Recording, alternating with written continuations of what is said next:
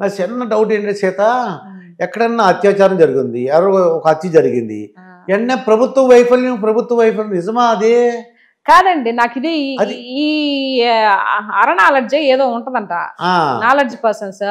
ఎవడో బిల్డింగ్ లో వాచ్మెన్ ఒక అమ్మాయి మీద చేశాడు, అది ప్రభుత్వం వైఫల్యం అంటే నాకు అర్థం అవదు. అదే కదా వీళ్ళు మాట్లాడేదా, అంటే చెప్పడానికి ఏది లేక ఇప్పుడు ఇది మాట్లాడితే ఏదో మనం ఇది చేసినట్టు అయిద్దని అనుకుంటే బొంగు అక్కడ ఏమీ కాదు, సేపు మాట్లాడుకోవాల్సింది తప్పితే అంతే. ఇప్పుడు మీరు పదవిలో ఉన్నారని మీరు ముఖ్యమంత్రి అనుకోండి, ఇప్పుడు ఎక్కడో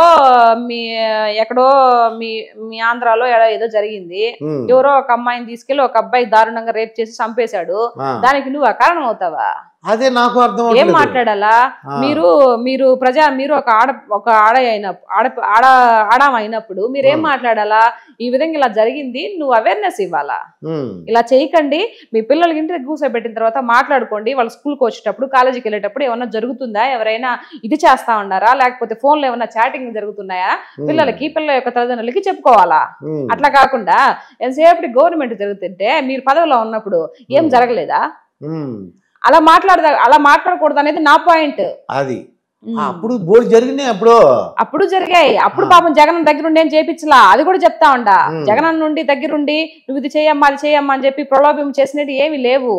కాకపోతే ఈ కొవ్వు మాట్లాడొద్దు అనేది చెప్తా.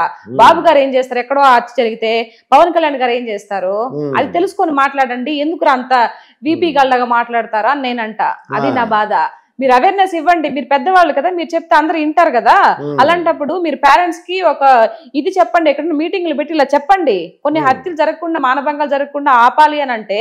ఇప్పుడు నాకు వచ్చిన ఆలోచన మీకు ఎందుకు రాదు నేనంట. అది వీళ్ళు కూడా వైసీపీ వాళ్ళు కూడా వెళ్ళి అరే తల్లిదండ్రులు చెప్పొచ్చు, మీ జాగ్రత్తగా పెంచుకోండి, మీ పిల్లలని కూడా చెప్పొచ్చు, జాగ్రత్తగా చెప్పొచ్చు కదా. అది నేను అంటున్నా. దానికి నువ్వు ప్రభుత్వాన్ని తీసుకొని వచ్చి ఇది చేసి మాట్లాడితే అది ఎట్ట కరెక్టా? మరి జగన్మోహన్ రెడ్డి షర్మిల చెల్లి కలుసుకోవడానికి అవకాశం ఉందంటావమ్మా? అంటే వాళ్ళ అన్న చెల్లెలు చుట్టాలు ఎవరు ఉంటారు కదా. అయ్యో అట్లా ఏముందండి, వాళ్ళ అన్నదమ్ముళ్ళు ఒక తల్లి రక్తం పంచుకు పుట్టినారు కదా. మరి వాళ్ళ అన్న ఆప్యాయతలు ఇప్పుడు షర్మిల గారికి ఏదన్నా బాగలేక పాపం హాస్పిటల్ పడింది అనుకో, సిక్ అయింది అనుకో, జగన్ అన్న పోయి మాట్లాడరు మా చెల్లెలు కదానే.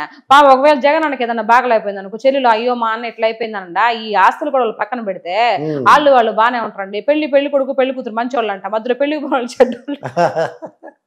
వాళ్ళిద్దరు బాగానే ఉన్నారు, పెళ్లి కొడుకు పెళ్లి కూతురు. వీళ్ళిద్దరు ఏంటన్నది చూడాలి. ఏం లేదండి, నేను ఇంకొక విషయం కూడా చెప్తా. రాజకీయ నాయకులు బాగానే ఉంటారు.